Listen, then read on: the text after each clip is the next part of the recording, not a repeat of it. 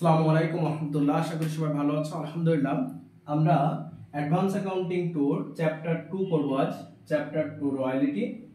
Royalty মানে হলো সত্ত্ব বা ভাড়া। সত্ত্ব বা ভাড়া বিপরীতে কোনো একটা সম্পদ ব্যবহারের অনুমতি গ্রহণ করলে তাকে বলা হয় রয়্যালিটি।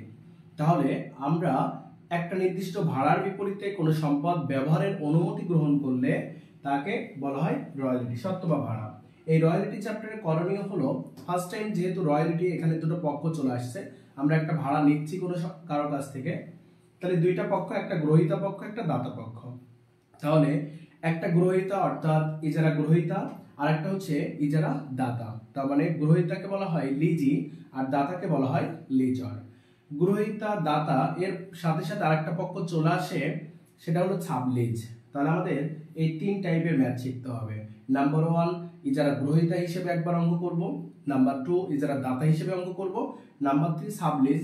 এর অঙ্ক মানে একই ব্যক্তি দুই ভূমিকায় কাজ করবে, সে গ্রহীতা আবার সে দাতা। চ্যাপ্টারের করণীয়, আমাদের মেন রিকোয়ারমেন্টটাই হচ্ছে লেজার করতে বলবে। তো লেজার করতে হলে আমাদের জার্নালটাও জানা দরকার, আবার জার্নাল ছাড়াও আমরা খুব শর্ট টেকনিকে লেজারটা শিখে নিতে পারবো। আর এই লেজার জার্নাল করতে হলে ফার্স্ট টাইম যেটি করণীয় সেটি হলো একটা অ্যানালাইসিস অফ রয়্যালিটিটা করে নিতে হয়। তাহলে প্রথম করণীয় হলো অ্যানালাইসিস অফ রয়্যালিটি। আমরা সরাসরি ফর্মুলাতে চলে আসছি। এই রয়্যালিটি চ্যাপ্টারের প্রথম কাজটা হচ্ছে, ফার্স্ট টাইম আমাদের একটা অ্যানালাইসিস অফ রয়্যালিটি পেয়েবল টেবিলটা করতে হবে। অ্যানালাইসিস অফ রয়্যালিটি পেয়েবল অথবা রিসিভেবল, যদি আমরা গ্রহীতা হিসেবে অঙ্ক করি তাহলে হবে analysis of royalty payable table, দাতা হিসেবে অঙ্ক করলে রিসিভেবল টেবিল। টেবিলটা সেম, শুধুমাত্র হেডলাইনের পরিবর্তন কথাটা। ফার্স্ট টাইম আমাদের ইয়ার নামে একটা ঘর হবে, দেন আউটপুট। আমরা এখানে কয়লার খনি, তোমার কোনো জমি আমরা লিজ নিব, সেখান থেকে কাদামাটি ক্লে উত্তোলন করা হবে, তাহলে সেই আউটপুটটা হলো প্রোডাকশন বোঝায় গেল। অ্যাকচুয়াল রয়্যালিটি, অ্যাকচুয়াল রয়্যালিটি মানে হলো আমরা যে আউটপুট করব তার বিপরীতে যে পরিমাণে ভাড়া পরিশোধ করতে হবে তাকে বলা হয় actual royalty. Minimum rent, minimum rent বা ডেড রেন্ট, এটা প্রশ্নে সরাসরি বলা থাকবে। মিনিমাম রেন্ট মানে ন্যূনতম একটা ভাড়া। আমি যার কাছ থেকে সম্পদটা লিজ নিব সে হলো ল্যান্ডলর্ড, জমির মালিক। ল্যান্ডলর্ডের কাছ থেকে লিজ নিচ্ছে, ল্যান্ডলর্ড আমাকে শর্ত দিবে দুই রকম। একটা, যে যত টন কাদামাটি উত্তোলন করা হবে তার বিপরীতে একটা ভাড়া দিতে হবে, এটা হলো অ্যাকচুয়াল রয়্যালিটি। মিনিমাম, সে বলে দিবে বছরে মিনিমাম এই পরিমাণ টাকা দেওয়াই লাগবে।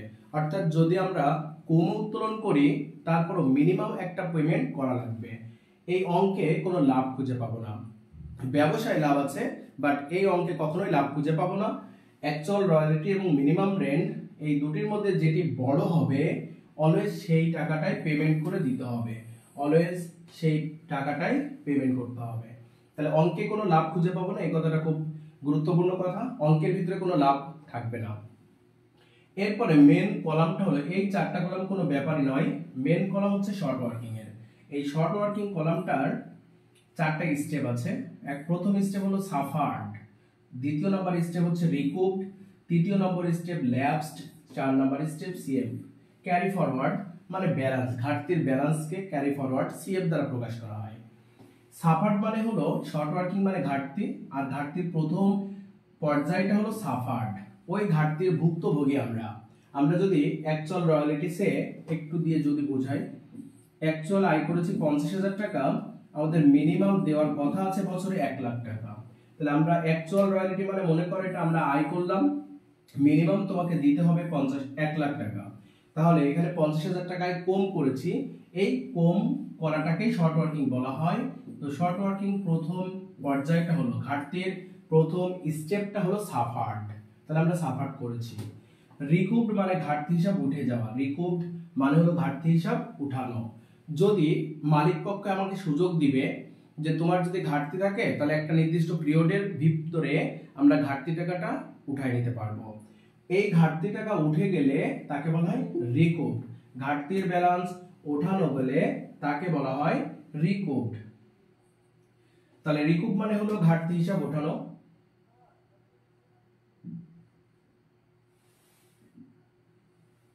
তাহলে রিকুপড মানে হলো ঘাটতি হিসাবটা উঠে আসা। কোনো বছর আমরা যদি বেশি আয় করতে পারি তাহলে সেই বেশি আয় দ্বারা পূর্বের ঘাটতিটা উঠায় নেওয়া যাবে, এইটাকে বলা হয় রিকুপড। তাহলে বেশি আয় করতে পারলে পূর্বের ঘাটতি আমরা উঠায় নিতে পারবো, তাকেই বলা হচ্ছে রিকুপড। ল্যাপসড মানে হলো ঘাটতি হিসাব বন্ধ করে দেওয়া। ল্যাপসড মানে ঘাটতি হিসাব বন্ধ করে দেওয়া। একটা নির্দিষ্ট পিরিয়ড পর্যন্ত ঘাটতি রিকুপ করা যায়। মালিক পক্ষ একটা সুযোগ দিবে তোমাকে, বলা থাকবে 2 বছর বা 3 বছর যখন ঘাটতি করছো সেই হিসাবে একটা টাইম থাকবে, যে টাইমের মধ্যে ঘাটতি হিসাব উঠায় নিতে পারবা তাকে বলা হচ্ছে রিকুপড।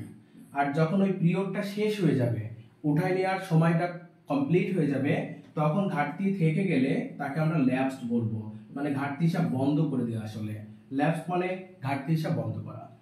সিএফ ফর ক্যারি ফরওয়ার্ড, ঘাটতির ব্যালেন্স যতক্ষণ সুযোগ থাকবে সেই ঘাটতিটা আমরা ব্যালেন্স টানতে থাকবো। পেমেন্ট অবলিক রিসিভড, আমরা যদি ইজারা গ্রহীতা হই তাহলে আমাদের পেমেন্ট করতে হবে। আমরা যদি ইজারা দাতা হই তাহলে আমরা তখন টাকাটা রিসিভ করব। তাহলে অঙ্কটা গ্রহীতা হিসাবে হতে পারে, দাতা হিসাবে হতে পারে।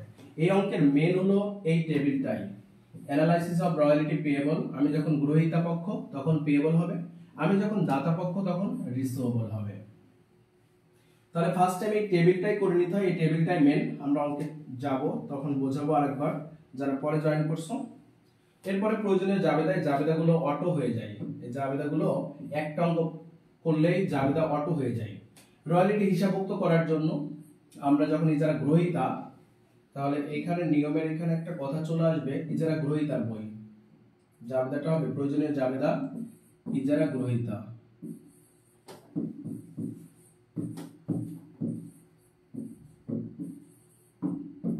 তাহলে ইজারা গ্রহীতার বইতে জাবেদার নিয়মটা হলো এমন, রয়্যালটি হিসাবভুক্ত করব। তাহলে এই রয়্যালটি আমার জন্য একটা খরচ, তাহলে রয়্যালটি খরচ বৃদ্ধি পাইলে আমরা জানি ডেবিট হয়। আমরা একটা নির্দিষ্ট ভাড়ার বিপরীতে সংজ্ঞায়ন করছিলাম এভাবে যে একটা নির্দিষ্ট ভাড়ার বিপরীতে কোনো একটা সম্পদ ব্যবহারের অনুমতি গ্রহণ করাকেই রয়্যালটি বলা হয়। তাহলে আমরা এই রয়্যালটি আমরা ইজারা গ্রহীতা যখন একটা সম্পদ লিজ দিচ্ছি তাহলে আমাদের ভাড়াটা পরিশোধ করতে হবে, তাহলে সেটা আগে হিসাবভুক্ত করব এইভাবে। তাহলে রয়্যালটি আমার কাছে খরচ বাড়লে ডেবিট হয়, তাহলে রয়্যালটি হিসাব ডেবিট। আর আমি যদি ঘাটতি করে থাকি তাহলে ঘাটতিটা এক প্রকার খরচ বা ক্ষতি, মালিকানা সত্ত্ব কমে যায়, তাহলে শর্ট ওয়ার্কিং ডেবিট। ল্যান্ডলর্ড মানে পাওনাদার বলতে পারি, ল্যান্ডলর্ড পাওনাদার, অর্থাৎ খরচ হয়েছে অথচ পরিশোধ করেনি বকে আছে। তাহলে খরচ হয়েছে পরিশোধ করেনি বকে আছে, এখানে ল্যান্ডলর্ড বলা হয় জমির মালিক। তাহলে পাওনাদার আমার কাছে টাকা পাবে, দায় বাড়ছে, দায় বাড়লে দায় ক্রেডিট হয়, ল্যান্ডলর্ড ক্রেডিট। রিকুপড এর জন্য, রিকুপড মানে বলছিলাম টেবিল বোঝানোর সময় ঘাটতি হিসাব উঠায় নেওয়া। রিকুপড মানে ঘাটতি উঠায় নেওয়া। একটা নির্দিষ্ট সময় দেওয়া থাকবে, এই সময়ের মধ্যে বেশি আয় করতে পারলে আমার ঘাটতিটা উঠে আসবে, এটাকে বলা হচ্ছে রিকুপড। জাবেদাটা হবে landlord debit and short working credit. হিসাবভুক্ত যখন করছিলাম শর্ট ওয়ার্কিং এর ডেবিট ব্যালেন্স করে রাখছিলাম, এখন ওই ঘাটতিটাই উঠে আসছে, তাই ঘাটতি হিসাব ক্রেডিট হয়ে যাচ্ছে। পেমেন্টের জাবেদা মালিক পক্ষকে পরিশোধ করব, তাহলে ল্যান্ডলর্ড ক্রেডিট করছিলাম হিসাবভুক্ত সময়, এখন এই পাওনাদার, ল্যান্ডলর্ড বলতে পাওনাদার, তাকে পরিশোধ করে দিচ্ছি, তাহলে জাবেদা হবে landlord debit and cash credit, পাওনাদারকে পরিশোধ। 4 নম্বর ল্যাপসড এর জন্য, ল্যাপস মানে ঘাটতি হিসাবটা বন্ধ করে দেওয়া। যখন ঘাটতি উঠানোর আর কোনো সুযোগ থাকবে না দেন ঘাটতি হিসাবটা বন্ধ করে দিতে হয়। তো হবে income summary debit and short working credit. ঘাটতি হিসাব বন্ধের জাবেদা income summary debit and short working credit. হিসাবভুক্ত সময় ডেবিট করা ছিল, বন্ধ হয়ে যাবে। ডেবিট ব্যালেন্স বন্ধ করতে গেলে আমরা জানি তাকে ক্রেডিট করতে হয়, আর বন্ধ হবে তো ইনকাম সামারির মাধ্যমে। সর্বশেষ 5 নম্বর রয়্যালটি হিসাব বন্ধের জন্য, তাহলে রয়্যালটি আমার জন্য একটা খরচ ছিল, খরচ বন্ধ করব, খরচটা ডেবিট ব্যালেন্স ছিল, তাহলে এটাও বন্ধ করব, এটা ক্রেডিট হয়ে যাবে। তাহলে income summary debit, royalty credit হবে। এই জাবেদা কোনো ব্যাপার না, একটা অঙ্ক করলেই তোমাদের জাবেদাগুলো অটো মুখস্থ হয়ে যাবে। এর প্রয়োজনীয় খতিয়ান, আমাদের এই চ্যাপ্টারে সর্বোচ্চ 4 প্রকার খতিয়ান করতে হয়: royalty account, short working account, landlord account, minimum rent account. এখন এই নিয়মের মধ্যে একটা অতি গুরুত্বপূর্ণ বিষয়, এটা আমি লিখে দেইনি, এর কারণ হলো এটা বোঝাবো বলে। তাহলে তোমরা খাতায় এটা একটু নোট করে নাও। এই যখন পুরো রুলসটা নোট যদি করো, আমার পিডিএফ এ দেওয়াই আছে রুলসগুলা, যদি রুলসগুলা তোমরা নোট করো তাহলে জাবেদার লেজারের নিচে লিখে নিবা অতি গুরুত্বপূর্ণ বিষয় বলে। তো এখন লিখে নাও অতি গুরুত্বপূর্ণ বিষয়।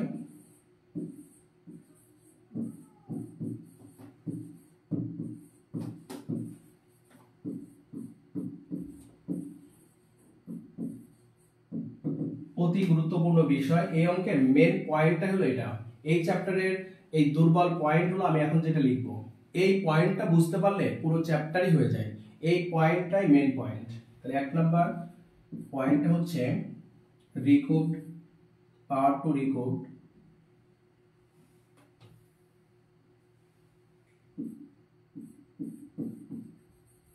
পাওয়ার to recouped short working.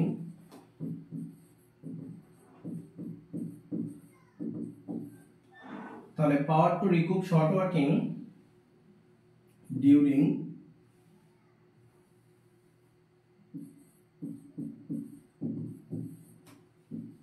during past 3 years মানে হলো ঘাটতি ওঠানোর সময় প্রথম থেকে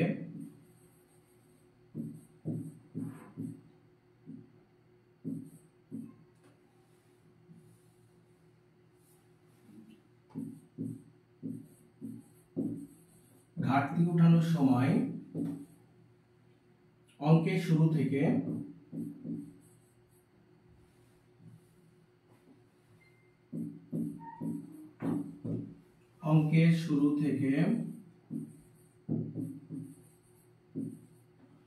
তাহলে power to recoup short working during first 3 years মানে হলো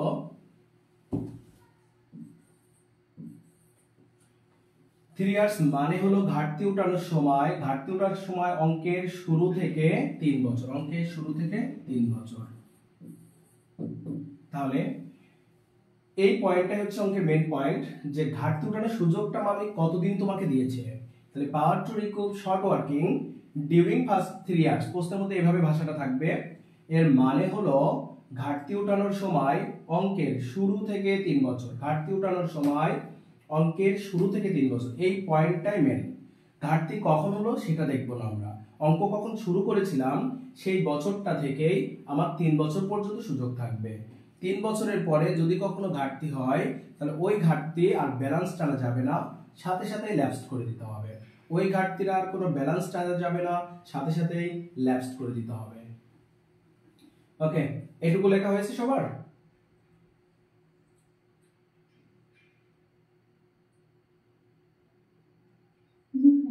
ওকে, তাহলে power to recoup short working during first 3 years মানে হলো ঘাটতি উঠানোর সময় অঙ্কের শুরু থেকে 3 বছর। কোন বছর ঘাটতি হলো এটা দেখা যাবে না, দেখতে হবে অঙ্ক শুরুটা কোন বছর থেকে। যেই বছরে অঙ্ক শুরু করেছি ওই বছর থেকে আমরা পরপর 3টা বছর খেয়াল করব। Okay, next 2 number step.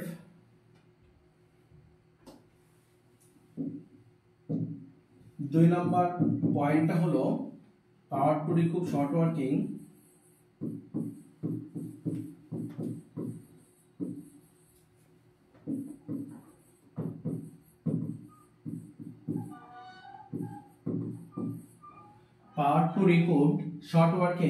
during subsequent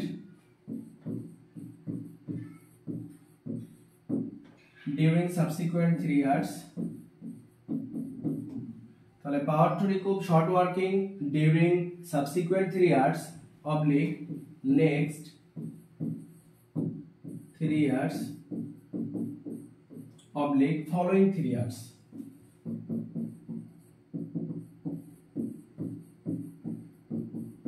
following 3 years মানে হলো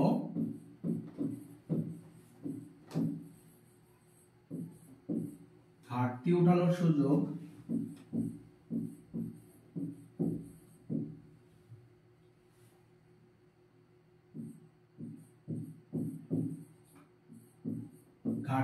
সুযোগ ঘাটতির পর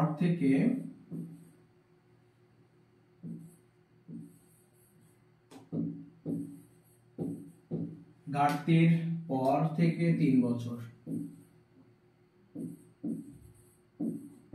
এই দুইটা হচ্ছে পাওয়ার বলা থাকবে। ঘাটতি উঠানোর সুযোগে এই অপশন দুটোই দেওয়া থাকবে, যে এক এক ম্যাথে যে কোনো একটি থাকবে, সর্বোচ্চ এই দুই ভাবে ঘাটতিটা উঠানো যায়। সেকেন্ড নাম্বার নিয়মটা হলো power to recoup short working during subsequent 3 years. Subsequent মানে পরবর্তী, নেক্সট 3 ইয়ার, নেক্সট মানেও পরবর্তী আমরা জানি, ফলোইং মানেও পরবর্তী। তার মানে হলো ঘাটতি উঠানোর সুযোগ ঘাটতির পর থেকে 3 বছর। ঘাটতি উঠানোর সুযোগ ঘাটতির পর থেকে, এই কথাটাই হচ্ছে মেন। যে প্রথম নিয়মটা ছিল ঘাটতি কখন হলো সেটার কোনো ফ্যাক্ট ছিল না, নিয়মে বলেছিলাম অঙ্কের শুরু থেকে 3 বছর, অঙ্কের শুরু থেকে। ঘাটতি কখন হলো দেখবো না, দেখবো অঙ্ক শুরুটা কোন বছরে হলো, ওই বছর থেকে 3 বছর। আর নেক্সট সাবসিকুয়েন্ট বা ফলোইং মানে হলো যে বছরে ঘাটতি হবে তারপরে 3টা সুযোগ, প্রত্যেকটা ঘাটতির জন্য আলাদা আলাদা সুযোগ, প্রত্যেকটা ঘাটতি এখানে স্বতন্ত্র। আর প্রথম নিয়মে প্রত্যেকটা ঘাটতি একত্র, প্রত্যেকটা ঘাটতি মিলে একটাই ঘাটতি হিসাব, অঙ্কের শুরু হতে 3 বছর। তাহলে ঘাটতি উঠানোর সুযোগ অঙ্কের শুরু হতে 3 বছর। আর এটি মানে হলো ঘাটতি যে বছর হবে তারপরে 3 বছর। এই পয়েন্টটাই হচ্ছে মেন অঙ্কের। আমরা অঙ্ক করতে গিয়ে কথাগুলো আবার বলবো। বলো স্যার, 1 নম্বর পয়েন্টটাও তোলা হয়নি।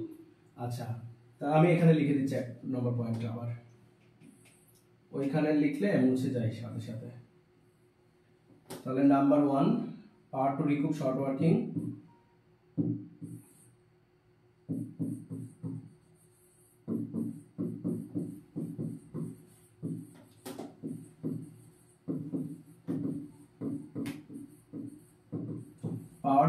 short working during 3 years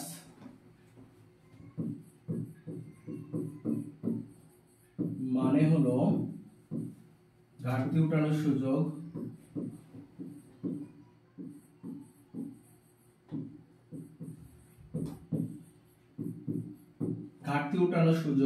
অঙ্কের শুরু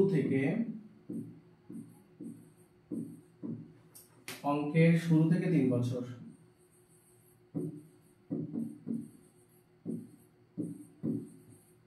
এই দুইটা পয়েন্ট অঙ্কের মেন পয়েন্ট হলো, এই দুইটা ভালো মতো বুঝতে পারলে পুরো অঙ্ক পুরো চ্যাপ্টারটাই হয়ে যাবে। অঙ্কের মেন পয়েন্ট এই দুইটা কথা। মেন পয়েন্ট ঘাটতি উঠানোর সুযোগটা নিয়ে। তাহলে ঘাটতি উঠানোর সুযোগ ডিউরিং ফার্স্ট 3 ইয়ার, এখানে ফার্স্ট কথাটা লিখতে ভুলে গেছি, ডিউরিং ফার্স্ট 3 ইয়ার্স হবে।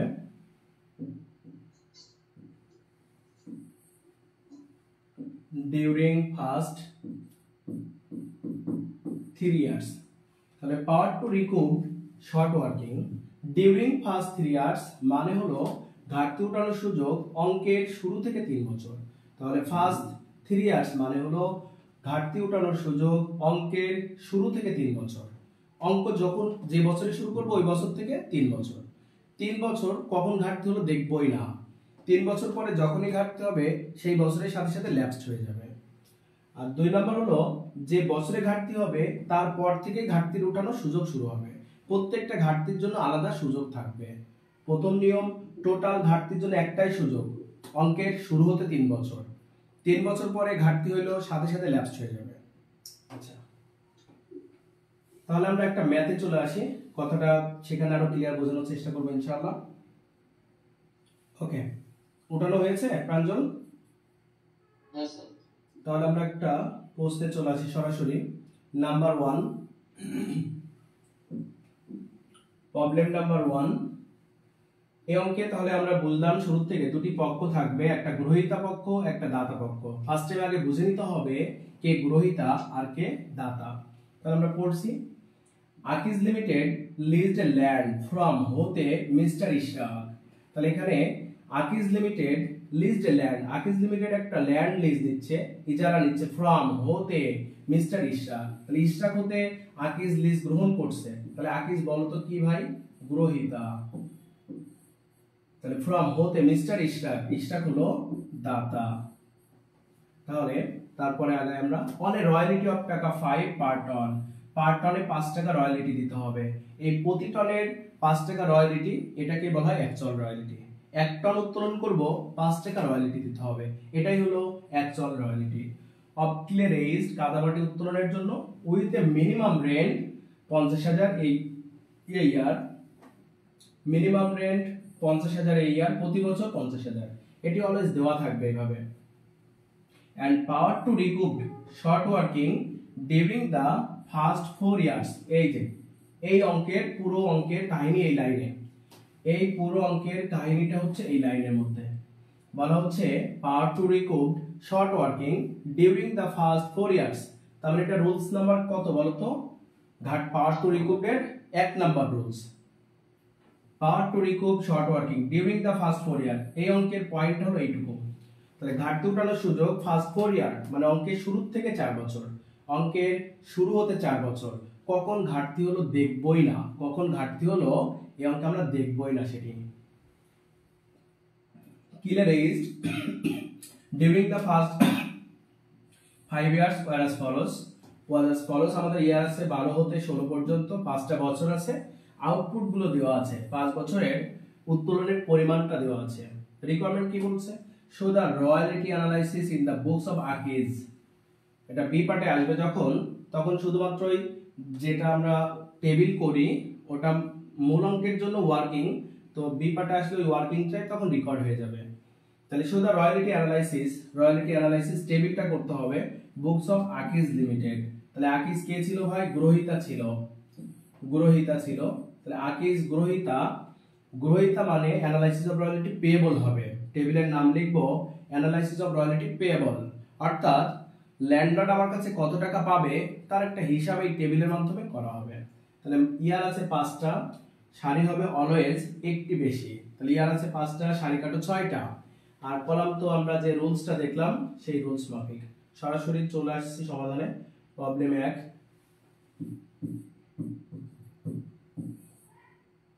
সারি 6 কাটো সবাই। প্রথম সারিটা একটু মোটা করো।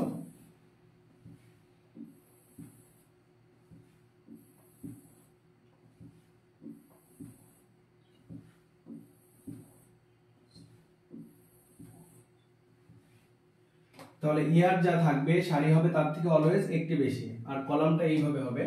প্রথমে একটা ইয়ারের ঘর দিবা, তারপর আউটপুট, তারপর অ্যাকচুয়াল রয়্যালিটি, তারপর মিনিমাম রেন্ট, শেষে একটা পেমেন্টের ঘর হবে। দেন এটাকে 2 ভাগে ভাগ করে ফেলবা, এইটার ভিতরে আবার টোটালে 4টা ঘর হবে। অলওয়েজ এই পুরো চ্যাপ্টারের টেবিল মানে অলওয়েজ এইটাই হবে।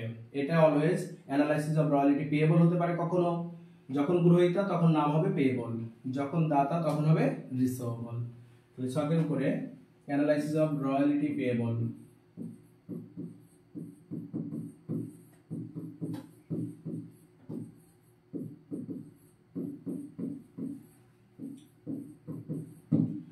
তাহলে অ্যানালাইসিস অফ রয়্যালিটি পেয়েবল, প্রথমে year, output, actual royalty,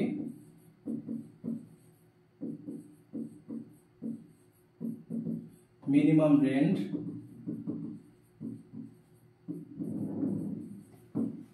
short working,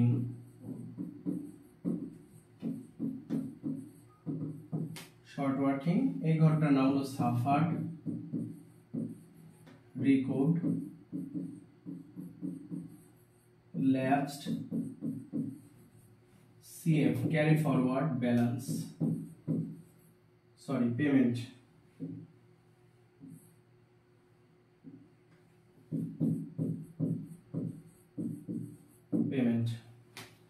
তাহলে ছকের উপরে লিখতে হবে অ্যানালাইসিস অফ রয়্যালিটি পেয়েবল, যেহেতু আকিজ লিমিটেড, আকিজ যারা গ্রহীতা, অঙ্কের হেডলাইনে আকিজ লিমিটেড দিয়ে শুরু করবা।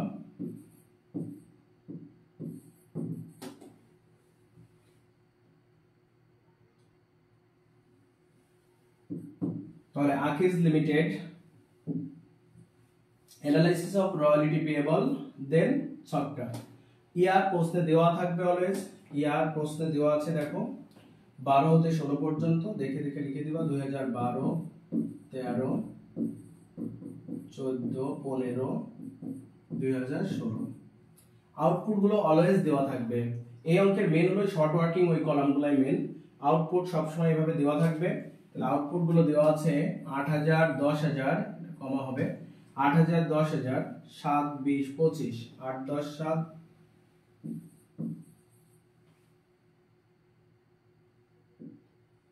10 7 তার আউটপুট গুলো দেওয়া আছে 8,000 ইউনিট 10,000 ইউনিট 7,000 ইউনিট এবং 20,000 এবং 25,000 ইউনিট 20,000 ইউনিট 25,000 ইউনিট। তাহলে ইয়ার দেওয়া আছে প্রশ্নে সরাসরি, আউটপুট গুলো দেওয়া আছে। ইয়ার আউটপুট এভাবে প্রশ্নে সরাসরি দেওয়া থাকবে অলওয়েজ। অ্যাকচুয়াল রয়্যালিটি এটা মানে হলো আমি যতটা উত্তোলন করব তো তার সাথে প্রতি টনের ভ্যালুটা গুণ করব। তাহলে 1 টনের জন্য রয়্যালিটি দিতে হবে কত? প্রশ্নে দেখো বলা ছিল শুরুতেই পার টন অনে রয়্যালিটি টাকা 5 পার টন। তাহলে প্রতি টন উত্তোলন করলে 5 টাকা রয়্যালিটি দিতে হবে। তাহলে আমরা অ্যাকচুয়াল রয়্যালিটি হবে 8,000 ইনটু 5। একটা দেখায় রাখছি তোমাদের বুঝে স্বার্থে, দেখানো লাগবে না, সমান সমান। তাহলে 5 এটা 40,000 টাকা, বাকিগুলো দেখানো লাগবে না, ডাইরেক্ট গুণ করলেই হচ্ছে। তাহলে অ্যাকচুয়াল রয়্যালিটি বের করব অলওয়েজ এইভাবেই, আউটপুট ইনটু পার টনের মূল্য। তাহলে আউটপুট 8,000, রয়্যালিটি পার টনে দিতে হবে 5 টাকা। তাহলে 8,000 ইনটু 5 5 এটা 40,000। পরেরটা 10,000 ইনটু 5 50,000। পরেরটা 5 7 35,000।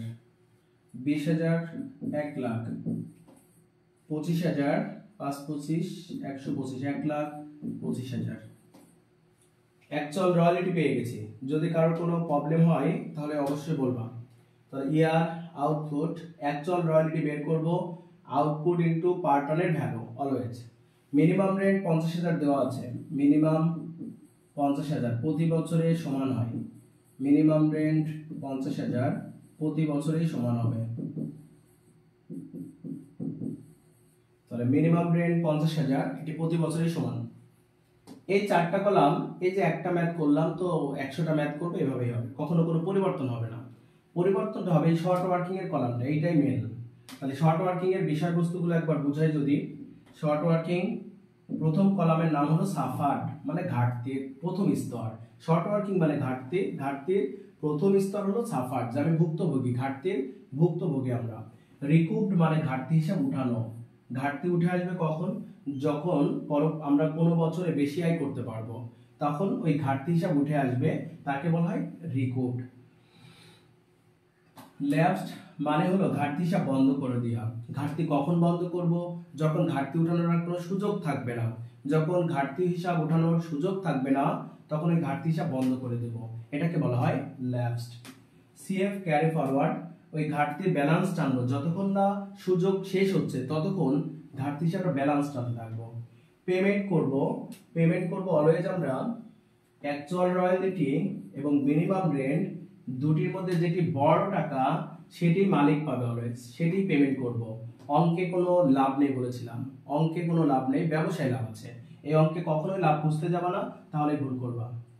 তাহলে শুরুতেই দেখি আমরা অ্যাকচুয়াল রয়্যালিটি মানে তুমি আয় করেছো মনে রাখবা, মিনিমাম দিতে হবে 50।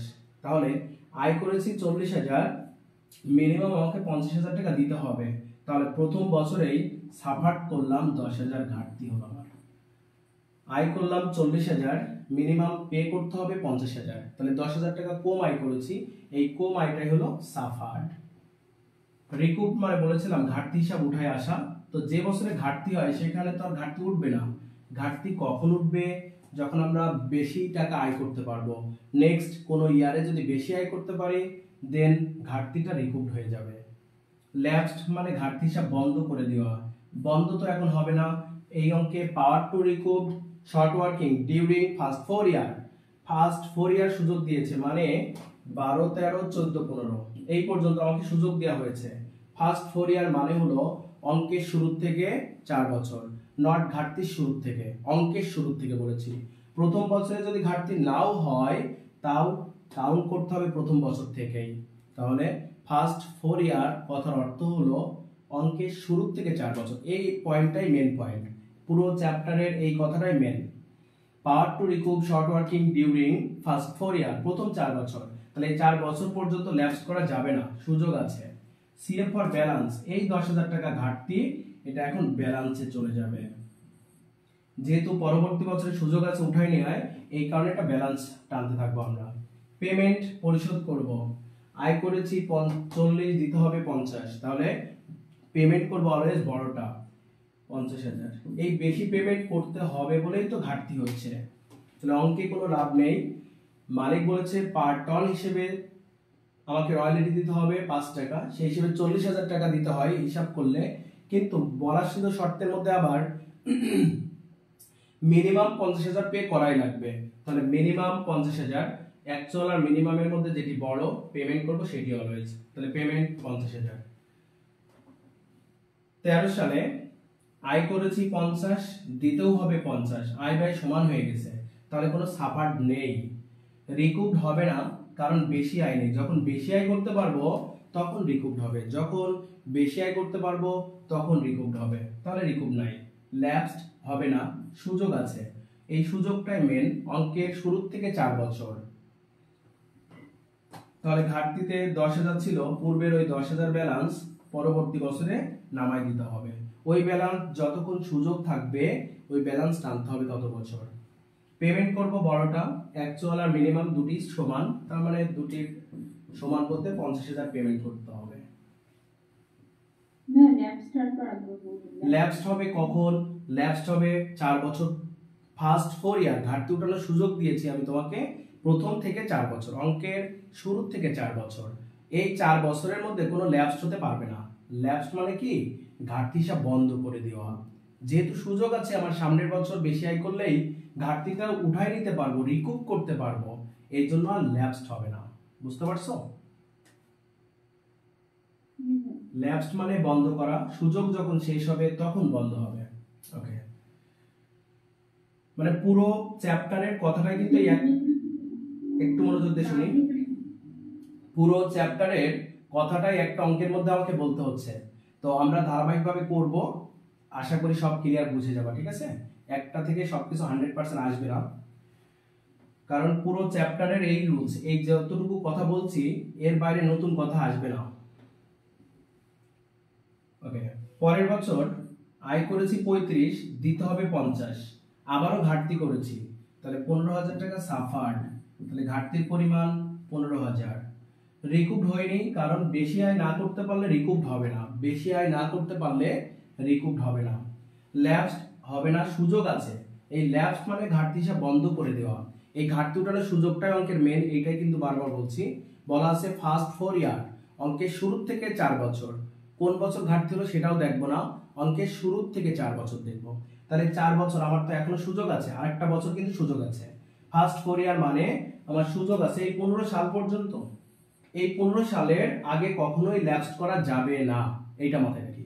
ঘাটতি উঠানোর সুযোগ ফার্স্ট 4 ইয়ার, তাহলে 1 2 3 4, এই যে 4 ইয়ার বলতে 15 সাল পর্যন্ত বোঝাচ্ছে, তাহলে 15 সালের আগে কখনোই ল্যাপস হতেই পারে না, কারণ সুযোগ আছে তো ভাই। ব্যালেন্স টানবো, পূর্বে 10,000 টাকা ঘাটতি ছিল, নতুন আরো 15,000 টাকা ঘাটতি হয়েছে, তাহলে টোটাল ঘাটতির পরিমাণ 25,000 টাকা। পেমেন্ট করব বড়টা, তাহলে বড় আছে 50,000, পেমেন্ট করে দিলাম এই 50,000 টাকাটা।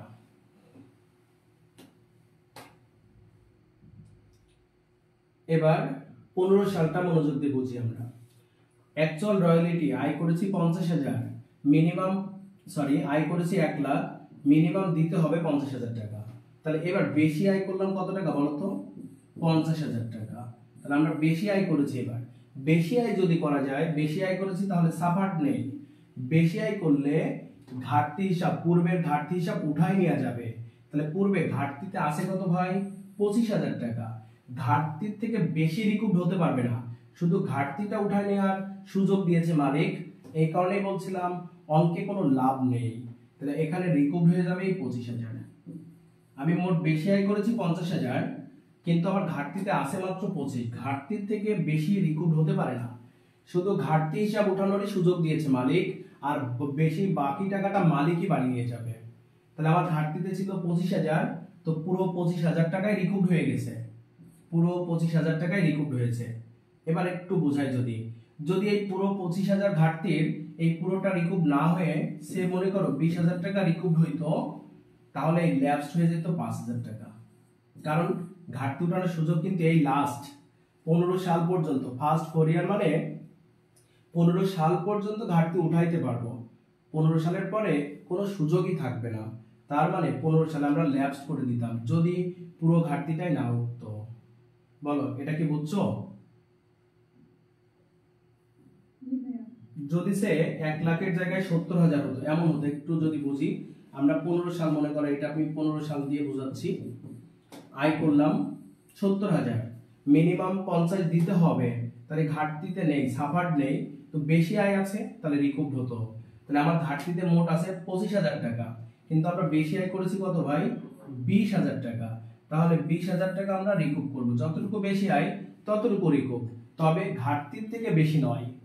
তাহলে ঘাটতিতে মোট 25, কিন্তু বেশি আয় 20,000, এই 20,000 রিকুভ করলাম 15 সালে। এখন ভাই এই ঘাটতি হিসাবে উঠানোর আর তো সামনে সময় নেই, ঘাটতি উঠানোর সুযোগটাই মেন। অঙ্কের শুরু থেকে 4 বছর, ফার্স্ট 4 ইয়ার, অঙ্কের শুরু থেকে 4 বছর, তার মানে হলো এই 5,000 টাকা মোট ঘাটতিতে ছিল 25,000, তার মধ্যে থেকে 20,000 রিকুভড হইল, তাহলে এখনো 5,000 টাকা ঘাটতিতে থেকে যাচ্ছে। এই 5,000 ঘাটতি উঠানোর আর সামনে সুযোগ নাই, তাই ল্যাপস করে দিতে হতো। বুঝেছি আমরা? ল্যাপস রিকুভডের বিষয়টা ক্লিয়ার? ওকে, আমরা এমন অঙ্ক আরো অনেক করব, তো পুরো চ্যাপ্টারের নিয়মটাই একটা অঙ্কের মধ্যেই বলতে হচ্ছে। পরবর্তীতে দেখো,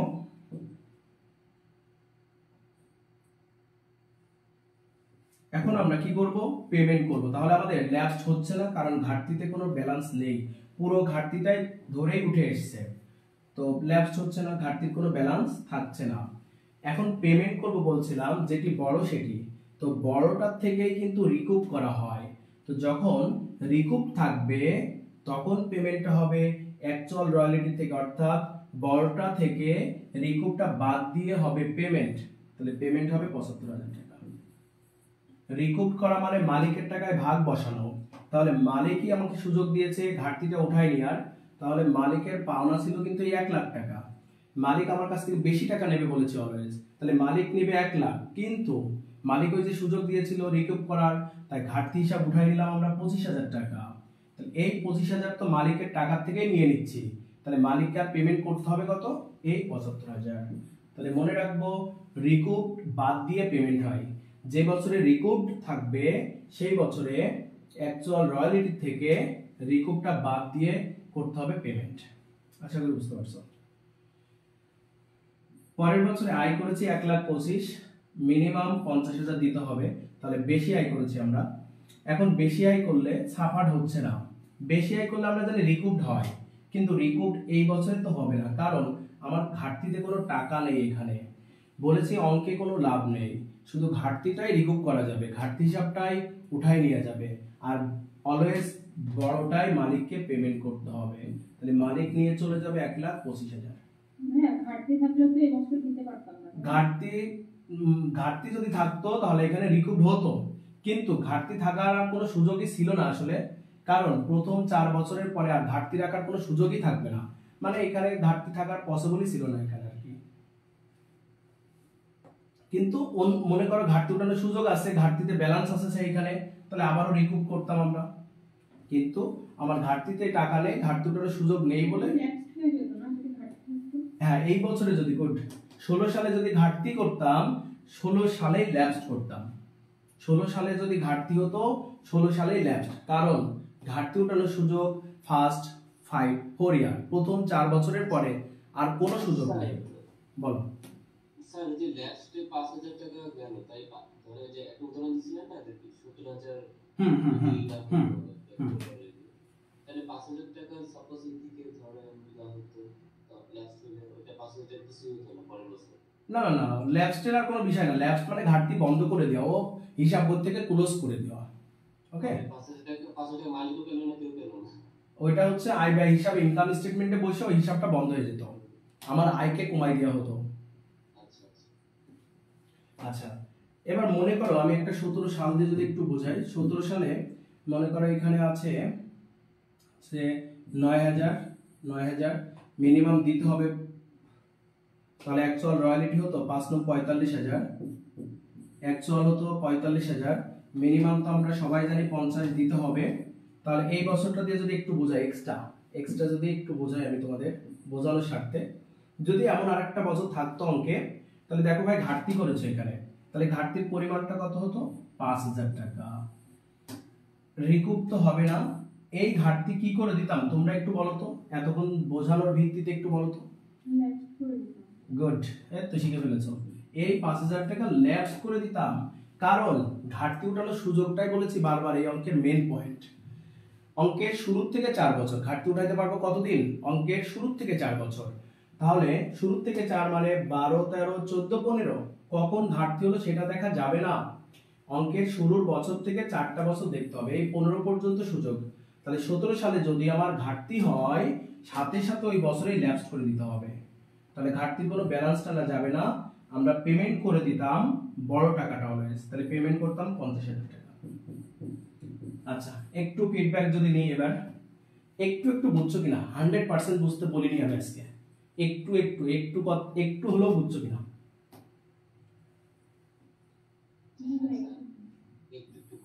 আচ্ছা, একটু একটু বুঝলেই হবে, কারণ বলেছি না পুরো চ্যাপ্টারই এই অঙ্কের মধ্যে ঢুকে গেছে। পুরো চ্যাপ্টারে যত কথা বলবো এই অঙ্কের মধ্যে সব কথাগুলোই আমার বলতে হয়েছে।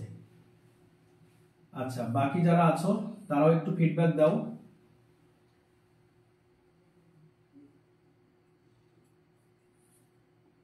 সাকিব বুঝছো ভাই?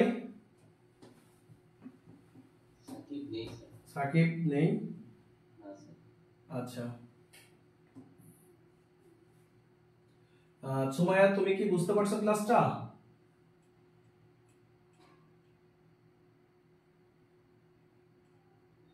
ভাই আমাকে বলছেন? হ্যাঁ হ্যাঁ, তোমাকে বলছি। জি ভাই, মোটামুটি বুঝতে পেরেছি। হ্যাঁ, এটা পুরো চ্যাপ্টারটাই আজকে যতটুকু বোঝানো হয়েছে পুরো চ্যাপ্টারই বোঝানো হয়েছে আসলে। হ্যাঁ, যার কারণে 100% তো ঢুকবে না একদিনের ক্লাসে, আগামী দিন ক্লাস করলে একবারে দেখবে ইজি হয়ে গেছে তোমার কাছে রয়্যালিটি। আচ্ছা, আচ্ছা জি। ওকে। তামান্না কি অবস্থা বোন, বুঝছো?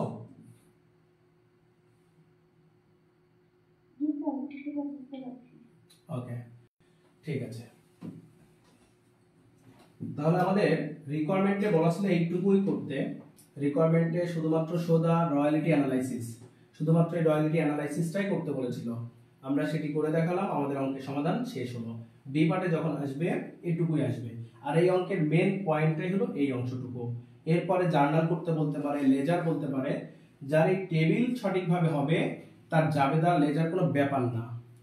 আগামী ক্লাসে আমরা বাকি স্টেপ জাবেদা লেজার শিখবো। আজকের ক্লাসটা এখানে শেষ করছি, তোমরা রুলসগুলো একটু পড়বা, সাথে এই ম্যাথটা আরেকবার একটু প্র্যাকটিস করবা। তাহলে আজকে কোনো নতুন হোমওয়ার্ক নাই, এই ম্যাথটাই হোমওয়ার্ক থাকবে, আর রুলসগুলো একটু পড়বা। ভাইয়া বলো। রুলস হচ্ছে এই যে যে দুইটা রুলস লিখে দিলেন এটা, আর হচ্ছে বাকিগুলো হচ্ছে যাবে না এছাড়া। হ্যাঁ হ্যাঁ, না ওই যে আমি যে পিডিএফটা দিয়ে দিয়েছি এই পুরো চ্যাপ্টারের রুলস এইটুকুই, ঠিক আছে? ওকে, সবাই ভালো থাকবা। আজকের ক্লাস এখানে শেষ হচ্ছে।